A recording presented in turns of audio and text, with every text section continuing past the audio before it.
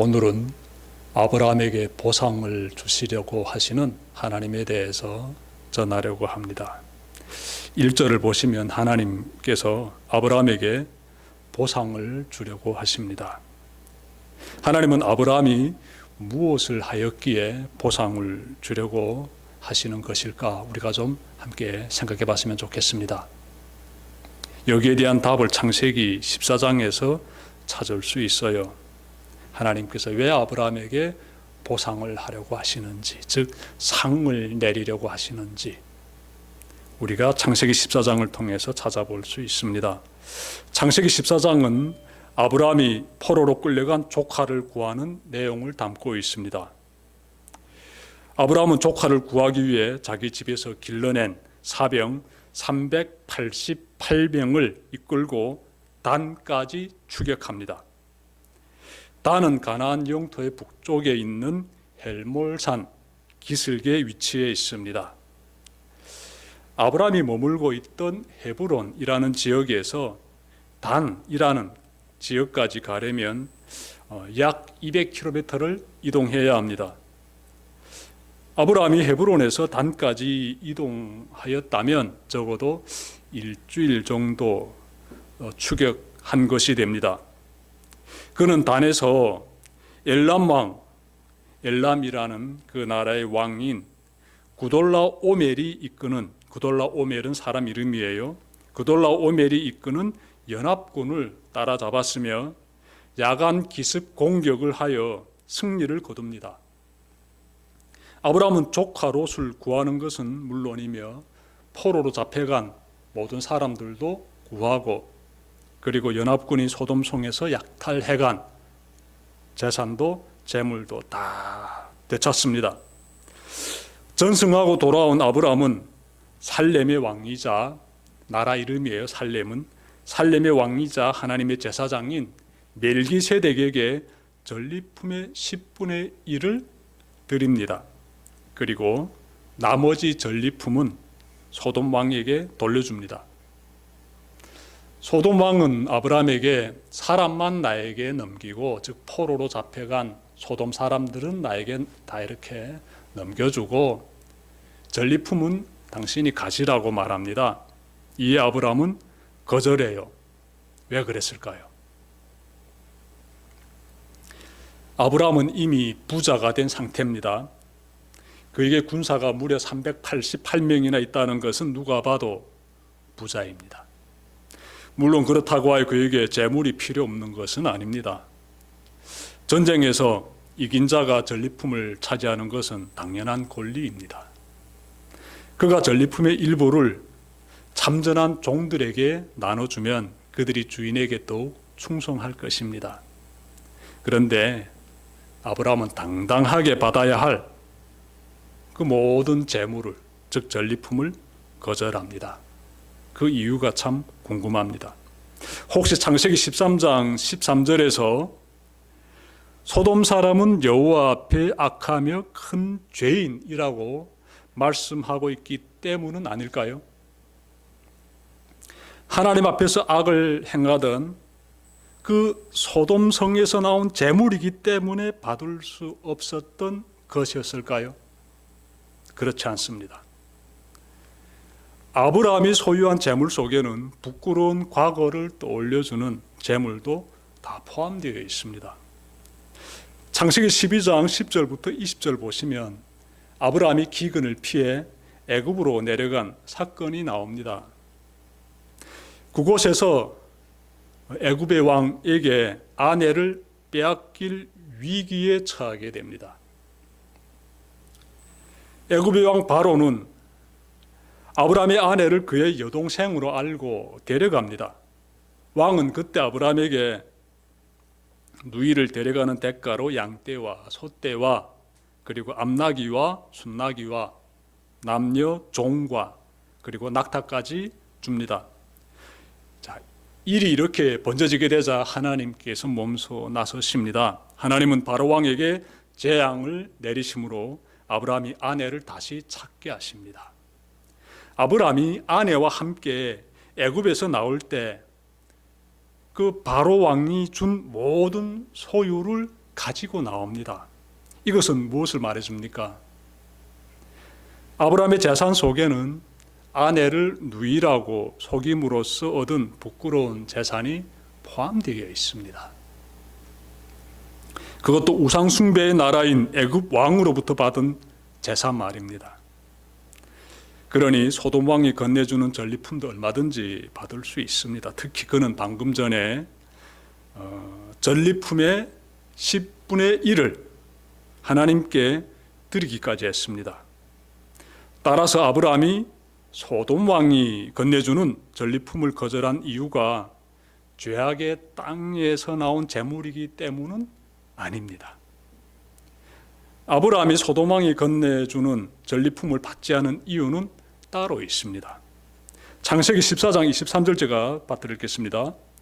네 말이 내가 아브라함으로 치부하게 하였다 할까 하여 내게 속한 것은 실 한 오락이나 들매끈 한 가닥도 내가 가지지 아니하리라. 아브라함이 소돔 왕이 건네주는 전리품을 거절한 이유는 소돔 왕이 건넨 전리품이 어마어마하게 많았기 때문이에요. 이것이면 한 방에 거부가 됩니다. 지금 비록 388명의 종들을 거느릴 정도로 부자가 되어 있지만 소돔 왕이 건네준 전리품이면 훨씬 더 많은 종들을 거느릴 수 있었던 것이지요. 이전보다 훨씬 더 많은 종들과 더 많은 가축들을 가진 큰 거부가 될 수 있었던 것입니다. 아브라함의 앞에는 두 갈래의 갈림길이 있습니다. 아니, 두 갈래의 길이 있습니다. 한 길은 그동안 가나안 땅에 머물면서 하나님의 도우심으로 얻은 재물을 가지고 사는 길이에요.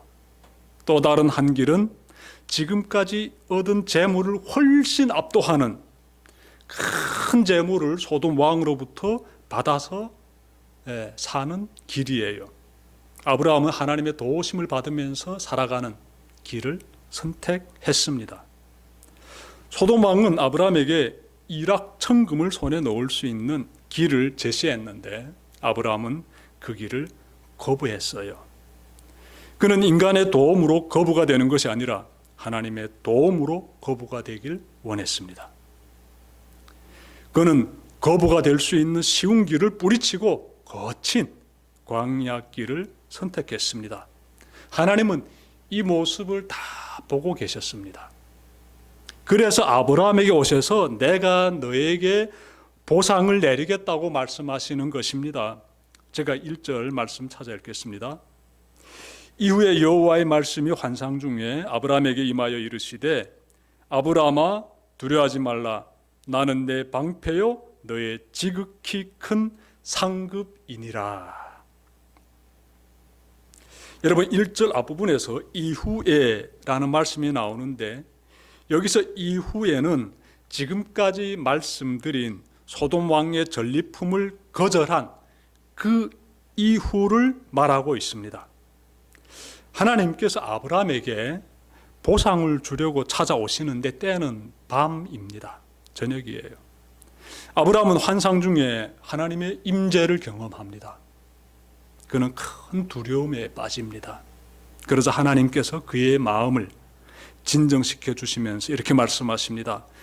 두려워하지 말라. 나는 내 방패요 너의 지극히 큰 상급이라고 말씀하십니다. 이 부분을 새 번역 성경은 이렇게 번역합니다. 아브라함아 두려워하지 말아라. 나는 너의 방패다. 내가 받을 보상이 매우 크다. 새 번역 성경이 좀 더 쉽게 번역하고 있습니다. 하나님께서 아브라함에게 오신 이유는 그에게 보상을 주기 위함이에요. 하나님의 보상은 두 가지입니다. 하나는 자손이 번성하게 된다는 것이고 또 다른 하나는 내가 가나안 땅을 차지하게 된다는 것입니다. 오늘 본문인 창세기 15장 1절부터 6절에서는 땅과 자손 이 두 가지 보상 중에서 자손에 대해서만 다루고 있기 때문에 이 부분만 전해드리겠습니다. 아브라함은 하나님께서 몸소 찾아오셔서 다시금 자손의 번성에 대해서 약속하시자 자신의 생각을 이렇게 아뢰입니다. 2절 말씀 보십시오. 주 여호와여, 무엇을 내게 주시려 하나이까? 나는 자식이 없사오니 나의 상속자는 이 다메섹 사람 엘리에셀이니이다. 여러분, 당시 아브라함의 나이는 75세에서 85세 사이라고 우리가 추측할 수 있습니다. 그때까지 그에게는 자식이 없었습니다. 그래서 가장 믿음직스러운 종을 자신의 상속자로 세울 계획을 갖고 있었습니다. 아브라함의 생각을 들으신 하나님께서 이렇게 말씀하십니다. 제가 4절부터 5절 말씀 받들겠습니다. 여호와의 말씀이 그에게 임하여 이르시되 그 사람이 내 상속자가 아니라 내 몸에서 날 자가 내 상속자가 되리라 하시고 그를 이끌고 밖으로 나가 이르시되 하늘을 우러러 뭇별을 셀 수 있나 보라. 또 그에게 이르시되 내 자손이 이와 같으리라.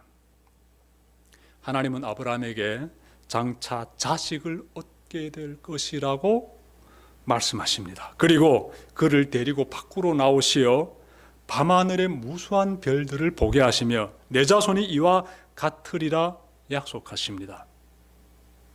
이것은 소돔 왕의 전리품을 거절하고 하나님의 도우심을 선택한 아브라함에게 주어지는 하나님의 보상입니다. 하나님의 그 보상은요, 장차 이루어질 약속으로 나타납니다. 아브라함은 하나님의 약속을 믿습니다. 그대로 이루어질 것이라고 믿습니다. 이 모습을 보신 하나님은 이것을 그의 의로 여기십니다. 6절 보십시오. 아브라함이 여호와를 믿으니 여호와께서 이를 그의 의로 여기시고, 이렇게 말씀하고 있습니다. 여러분, 하나님은 아브라함의 믿음을 보시고 그를 의인으로 받아주십니다. 여기서 잠깐 질문 드리고 싶어요. 한 사람이 하나님으로부터 의인으로 평가받으려면 어떤 기준에 도달해야 할까요? 오랜 시간 동안 하나님을 믿으면 비로소 의인으로 평가받게 될까요? 여러분, 아브라함이 하나님을 믿고 살아온 시간은요, 10년도 채 안 됩니다. 그가 하나님을 믿고 나서 몇 년 만에 의인으로 평가받았는지는 알 수 없습니다. 성경이 여기에 대해서 말씀하고 있지 않아요. 우리가 성경을 통해서 깨달을 수 있는 것은 의인이 되는 기준은 믿음이며 그 믿음은 하나님의 약속을 붙잡고 사는 삶이라는 것이에요. 아브라함이 걸어온 10년도 안 되는 짧은 여정을 떠올려 보십시오. 그는 하나님의 약속만을 믿고 살았습니다. 정든 고향을 떠날 때도 하나님의 약속을 믿고 떠났습니다. 소돔 왕이 유락천금의 기회를 줄 때에도 하나님의 약속을 믿고 거절했습니다.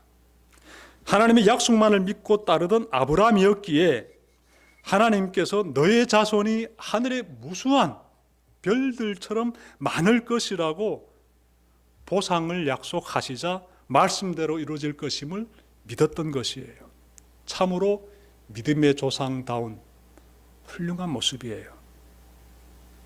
믿음은 약속을 품고 있으며 약속을 따라 살아낸다는 사실 꼭 명심하시길 바랍니다. 이 믿음이 하나님이 원하시는 믿음이에요. 그러므로 믿음 생활을 오래 했다고 의인이 되는 것은 아닙니다. 형식적인 믿음 생활 오래 했다고 의인이 되는 것은 아니에요. 신앙생활 아무리 오래 했다고 해서 의인이 되는 것은 아니에요. 비록 신앙생활을 시작한 지 얼마 안 되어도 하나님을 잘 믿고 그 믿음대로 살아낸다면 당신은 하나님 보시기에 의인이에요. 그러니 예수님을 잘 믿으시길 바랍니다. 예수님 원하시는 대로 여러분들이 살아내시기를 바라요. 그러면 여러분들은 하나님 보시기에 의인인 것이에요. 의인으로 평가받은 아브라함을 보며 대성교회가 걸어온 여정을 잠깐 돌아봄으로써 말씀 마치려고 합니다. 우리 교회도 아브라함처럼 약속만을 붙잡고 걸어왔습니다. 하나님께서 저에게 교회를 개척하라는 뜨거운 마음에 감동을 주셨을 때 조금도 주저하지 않고 그 믿음을 붙잡고 교회를 개척했습니다. 다른 사람들이 교회를 개척하려면 사람들도 있어야 하고 돈도 이렇게 가지고 있어야 한다라고 이렇게 타산을 앞세울 때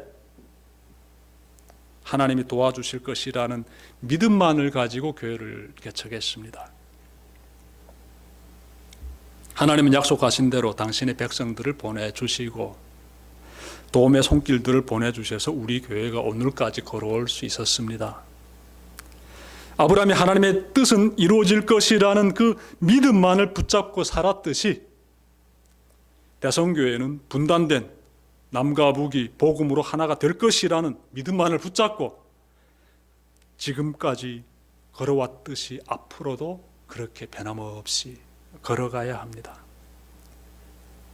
예수 그리스도 안에서 거듭난 우리에게는 복음 통일이 곧 하나님의 약속이요 하나님의 뜻이요 우리의 비전입니다. 대성교의 비전이에요. 이 비전을 품고 믿음의 길, 의의 길, 복음 통일의 길을 끝까지 잘 걸어가는 여러분들이 되시기를 주님의 이름으로 축원합니다. 기도드립시다.